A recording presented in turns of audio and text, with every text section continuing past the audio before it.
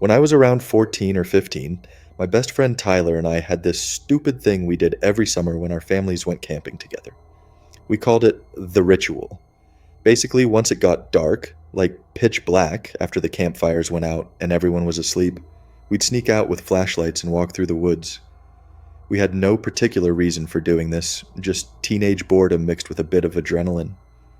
We camped at this state park in Colorado, about an hour from home. It wasn't some fancy camping ground, just a big spread of trees and trails with a lake nearby. During the day, everything went normal. Both families grilling, the kids skipping rocks, the park rangers doing rounds. But at night, that place changed. Everything looked sharper and deeper than it normally did at night. Anyway, this one night, we decided we were going to walk farther than we ever had before. The moon was out, but it wasn't bright enough to see well, and we had one flashlight between us. Tyler said we should try turning it off and walk by moonlight to train our night vision. So we did. We walked for a while, laughing, talking in low voices, trying not to trip on roots. But after a while, the trail started looking unfamiliar. The path behind us seemed darker, like the woods had closed in. It's even scarier that we both felt the shift. After taking a few more steps, we heard a low whisper behind us. You would think it was the wind, right? I thought so too, but there wasn't any breeze. The sound was rhythmic, like actual words. I turned the flashlight on and swung it behind us, but there was nothing there. Just the trees and the beam of the flashlight. At this point, I'm scared to death already. I don't know about Tyler.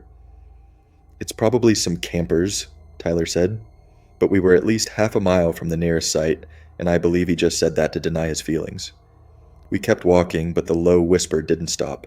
It was like it got even closer, like someone talking low, right behind us, but never saying anything clear enough to understand. We stopped again to listen, but we still had no clue where it was coming from. Then, just when we started moving, we heard it again, alongside a branch from a tree snapping. We knew this wasn't something ordinary. Tyler leaned toward me and said, "Okay, that's not the wind." The flashlight started acting up, because of course it did, and I smacked it a few times, cursing under my breath. But as the light came on and off, I saw this figure of a woman. She was on her hands and knees, crawling slowly toward us through the brush. Her hair hung down over her face, and her clothes looked dark and torn. She kept whispering the same string of words over and over, like she was reciting something. Tyler was terrified. I remember whispering, "What the hell?" Then she stopped crawling and just stood up. The voice we heard stopped too. She swayed a little like she was dizzy and then said, clear as day, "I'm looking for my campsite." I think my brain just broke a little at that moment. I was scared to death initially, but at that moment, I had no idea what I was feeling. This whole thing didn't fit the scene. This pale, dirt-covered woman talking to herself in the middle of the forest, suddenly asking for directions like it was normal. Tyler asked her if she was okay, and she nodded, still swaying. I told her we'd walk her back toward the main trail. She didn't really respond, just followed a few steps behind us, muttering every now and then. It felt like hours before we saw the orange glow of campfires in the distance. Once we got near the camping area, she suddenly started walking faster, like she knew where she was now. We followed her to a site with an RV and a couple of lawn chairs out front. A man was sitting there drinking beer. When he saw her, he jumped up and said, "Where the hell have you been?" He thanked us kind of awkwardly and said she'd gone looking for the bathroom a few hours ago and must have gotten turned around. Tyler and I just kind of nodded and walked off without saying much.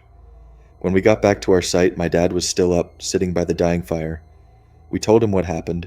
He said we were lucky she wasn't some psycho hiding in the woods. Then he went quiet for a second and asked, "Wait, what campsite was she at?" We pointed down the hill to the one with the RV. My dad frowned. "That spot's been empty all week." I told him that couldn't be right. We saw the man there, the chairs, the lights. But when we looked, the whole area was dark. We walked down there the next morning just to prove we weren't crazy. The ground where we'd seen the fire pit was undisturbed. There were no tire marks, no bottles, nothing at all, just leaves and dirt. I still don't know what we saw that night. Sometimes I tell myself it was just our minds playing tricks, or someone camping illegally who left early. But there's one thing that still gets me. When we turned on the flashlight that night, when we first saw her crawling, Tyler swore he saw two shadows behind her, one crawling, one standing completely still.